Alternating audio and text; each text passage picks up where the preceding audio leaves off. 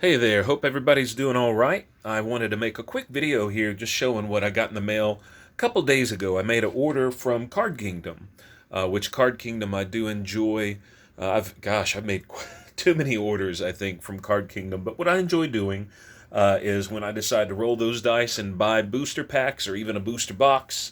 I don't play standard, so there might be a lot of singles that have good financial value that I just won't really play for Commander format. So I'll ship those off to Card Kingdom for store credit.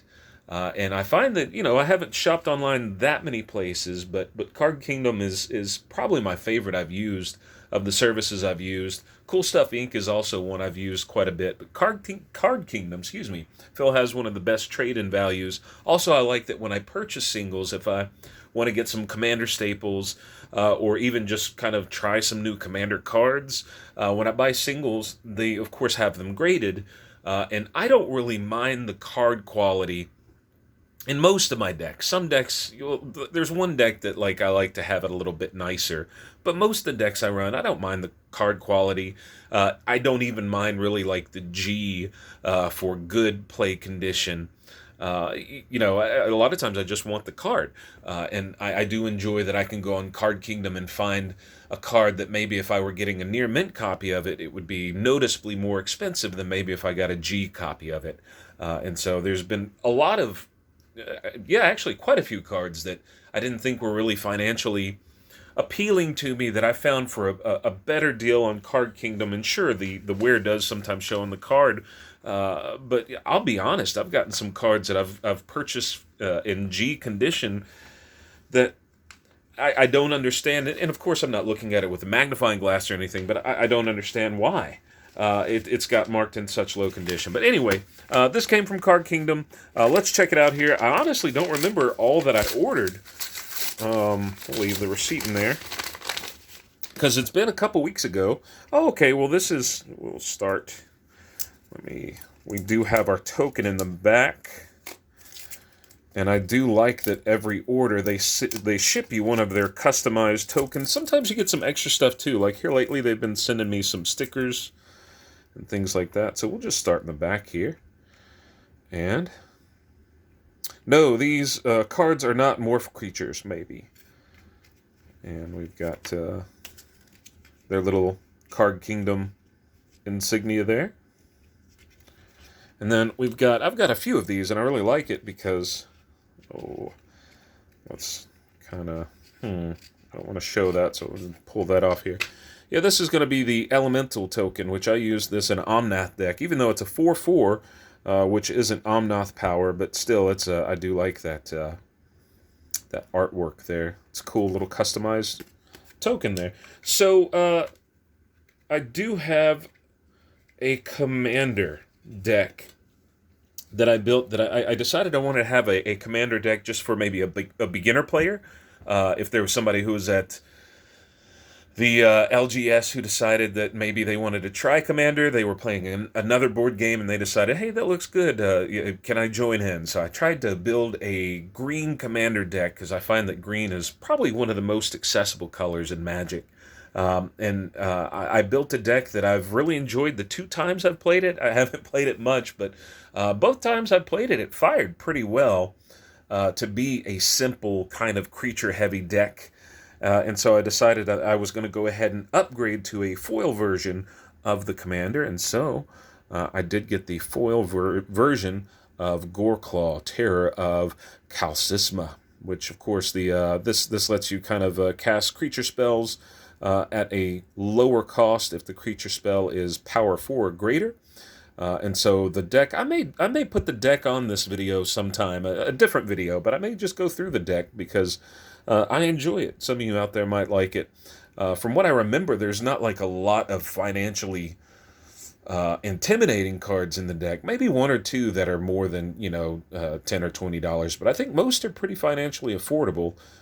Because it's just like, it's just get creatures out on the field and smack people in the face with them. And that to me is kind of the foundation of Magic. I know there's different play styles, but I've enjoyed this deck so far, and hopefully others will too. Let's move to, what do we have next? We have Oh, okay, so this is going to be for one of my commander decks, and it's a good card. I didn't even know it existed. I decided to get the foil version because the foil version was just as much as the standard version, and white cards sometimes have some very pretty foiling. Especially I like that background, kind of that aura around him. And of course, this is an enchantment aura. Enchant creature with another aura attached to it. Enchanted creature gets +3/+3/+3, and has first strike. Vigilance and lifelink. So that's all abilities that I'd love to have on a creature anyway. And it's only 2 to cast, so that's. I saw that and I thought, boy, that's good enough to go in deck. The next card is going to be. Let me tell the story about this. I'm curious if any of you out there have seen this card before. I'll bring it a little closer here. So this is a card that's only been printed in Visions. There's not another set. Now it's not reserve listed. It's never been reprinted. I've always thought this was a really scary looking card. Like the artwork, it's scary to me. This to me is like the kind of fantasy artwork that I enjoy seeing in Magic the Gathering. The card itself also, I guess this was a card I enjoyed when I was much, much younger, and didn't really even know how to play Magic. I had Magic cards, but I didn't have anybody to play with, and I really, to be honest, I really didn't know how to play the game correctly. The one or two games that I did play, I didn't play using the correct rules, but I did love the artwork. Many people, I think, got into Magic for the same reason. They like the artwork. And this was a card that just, it kind of singed into my brain, where I could close my eyes, usually when I was tucked in at night with my feet dangling out from under the covers, and this vision would pop in, and I'd tuck those feet in very, very quickly. But then when I learned, how to actually play, the ability is really actually good. It's only a 2-drop. You can enchant a creature, it gets +1/+1, and then also sacrifice a creature, regenerate enchanted creature. So this gives you a sack outlet, which in Commander, maybe other formats too, but especially Commander, it's good to have a sack outlet. And then it also gives you some protection for maybe your commander or another important creature. I just decided that the card I have, it's a rough. I'd say it's probably like G shape or worse because I just when I'd look at the cards, it'd just get flicked back and forth. So when I saw in Card Kingdom, it was only a quarter. I think I bought 8 copies of it, so I have now just a little collection of this Dark Privilege. 3, 4, 5, 6, 7. Let's one more maybe. Let's see if we got it all right here. Yeah. Look, we have a whole little army of Dark Privileges. And I just think that's a really neat card. I never see anyone play it. I do have it in the one black commander deck that I have. This is going to be, okay, so this video is in April of 2021, and the reserve list just exploded. If you go look on any kind of Magic financing board and look at the graphs, you'll see that there have been huge spikes in all of the reserve list cards. A lot of the beta and alpha, of course, have spiked too, but I did have some extra credit that I was looking to spend, and I decided I wanted to purposefully buy a reserve list card. As you can see, the condition on this is G, and that's fine. It's I just wanted a card from the reserve list that hopefully would go up in value later, but also I wanted something that I'd actually play. To me, I think it was $90. It was just over $90 for this, and that's a steep enough cost for me that I can't really justify that cost and not play the card. So I did a little research and I decided to get a card from the reserve list that I would actually run in a commander deck and not just have aging in a binder somewhere. So this is the one that I found that actually I think it would work very well in our Goreclaw, because this will be something that lets us cheat out a little cheaper, 2 less than required whenever you cast a summon spell. Plus, it's got that nice artwork there. So the condition doesn't bother me because, once you get it sleeved, double sleeved, I mean, like I said, I'll play it. So the shininess of the plastic kind of distracts from the wear on the edges. I'm not worried about it at all, and I'm excited to have a nice reserve list card. 6 to cast is steep, but 6 is achievable in Commander. Well, most Commander games, unless somebody combos off. But a lot of times, you can get up to 6 mana, no problem. And I figure if I can use this 4 times, I want to use it, to cast 4 creatures, and then I'll have come out on top where I've saved myself 8 mana for those creatures. So I'm excited to get that in deck. Let's see what's next. We've got this card. It's another that I didn't even know existed till a few days ago, maybe a couple weeks ago. And I use a lot of life gain synergies, and I think I've got either 2 or 3 commander decks. Well, definitely 2, where life gain is a pretty central focus of the build. And I didn't know this existed. I mean, look at this. This is crazy. So it is a 5-drop, but it's a 5/5. It's not indestructible itself, but it makes 5/5 indestructible horses. Well, I guess the horses are indestructible while you control this, so I guess you can blow this up and all your other 5/5s get blown up too. But still, this is the artwork's pretty cool. It is foil.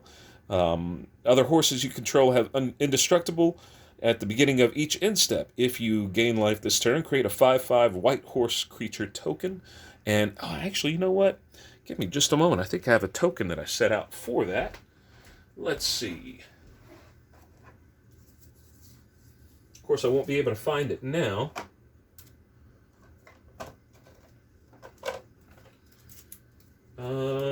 All right, not there. Like many of you probably have cards all around you that are waiting to be sorted, and so I'm kind of in the same situation where I've got cards that are here and there and everywhere, and I thought I had one of the horse. It was one more place it could be.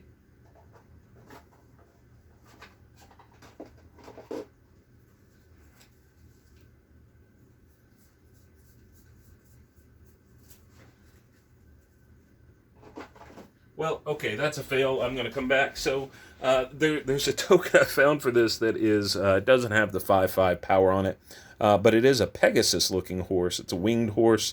It looks like it's from maybe an unglued or unhinged. It's an older set, but I'll try to find that sometime and show it. One more card from this little order, and it is.